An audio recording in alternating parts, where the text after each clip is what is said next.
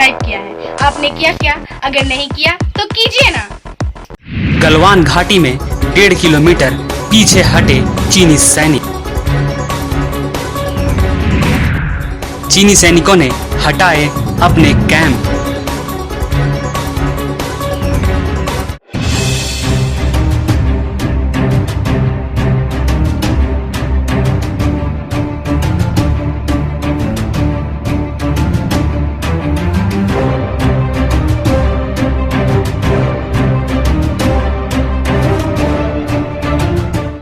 गलवान घाटी में चीन सैनिक 1.5 किलोमीटर पीछे हट गए हैं। खबरों के अनुसार चीनी सैनिकों ने अपने कैंप हटा लिए हैं। हालांकि इस मामले पर भारतीय सेना का आधिकारिक बयान नहीं आया है।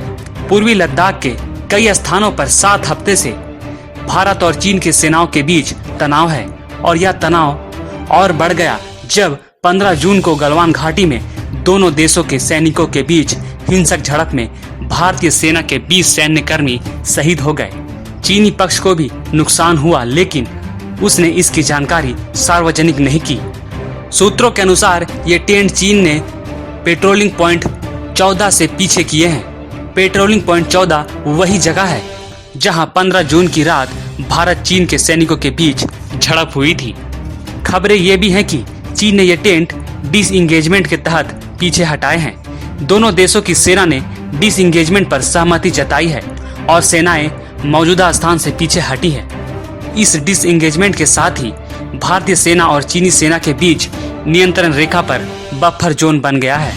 गलवान घाटी में हुई सैन्य झड़प में भारत के 20 जवान शहीद हुए थे, जबकि चीन के 40 से ज्यादा सैनिकों के हताहत होने की खबर आई थी। दरअसल भारत और चीन की सेनाओं के बीच 30 जून को करीब 10 घंटे तक कोर कमांडर स्तर की बातचीत हुई थी। इस बातचीत का उद्देश्य पूर्वी लद्दाख के टकराव वाले क्षेत्रों से सैनिकों को पीछे करने के तौर तरीकों को अंतिम रूप देना था। भारत ने पुरानी स्थिति बहाल करने और तत्काल चीनी सैनिकों को गलवान घाटी, पेंगोंग सो और अन्य इलाकों से वापस बुलाने की मांग की थी। इससे पहले दोनों पक्षों के बीच 22 जून को हुई वार्ता में पूर्वी लद्दाख में तनाव वाले सभी स्थानों पर पीछे हटने को लेकर परस्पर सहमति बनी थी। पहले 2 दौर की बातचीत एलएसी के पास चीनी जमीन पर मोल्दो में हुई थी। गलवान घाटी में हुई हिंसा के बाद सरकार ने सशस्त्र बलों को 3500 किलोमीटर लंबी एलएसी के पास चीन के किसी भी दुस्साहस का मुंहतोड़ जवाब देने की पूरी छूट दे दी। सूत्रों के मुताबिक चीनी सैनिकों ने गलवान नदी के मोड़ से हटना शुरू कर दिया है और इस इलाके से अस्थायी ढांचों और टेंट को हटा दिया गया है। बता दें कि वर्तमान में यह प्रक्रिया सिर्फ गलवान घाटी तक में सीमित है। पीएम नरेंद्र मोदी के अचानक लद्दाख के दौरे पर जाने के 3 दिन बाद चीनी सेना के पीछे हटने की खबर आ रही है। लद्दाख में पीएम मोदी ने चीन का नाम लिए बिना कहा था कि विस्तारवाद की उम्र खत्म हो गई है या विकास की उम्र है। इतिहास गवाह है कि विस्तारवादी ताकतें या तो हार गई है या वापस लौटने के लिए मजबूर हो गई है। विस्तारवाद का युग समाप्त हो चुका है। ये युग विकासवाद का है। तेजी से बदलते हुए समय में विकासवाद ही प्रासंगिक है।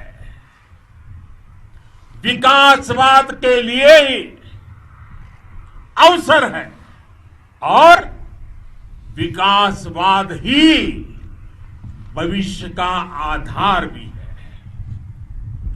बीती शताब्दियों में विस्तारवाद ने ही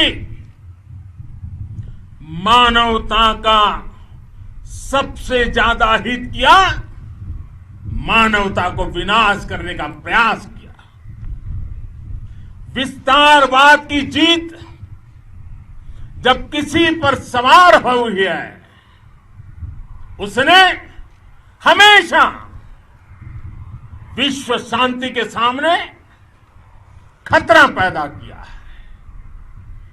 और साथियों, ये न भूले, इतिहास गवाह है कि ऐसी ताकतें मिट गई हैं या मुड़ने के लिए मजबूर हो गई है। विश्व का हमेशा यही अनुभव रहा है और इसी अनुभव के आधार पर अब इस बार फिर से पूरे विश्व ने विस्तारवाद के खिलाफ मन बना लिया है।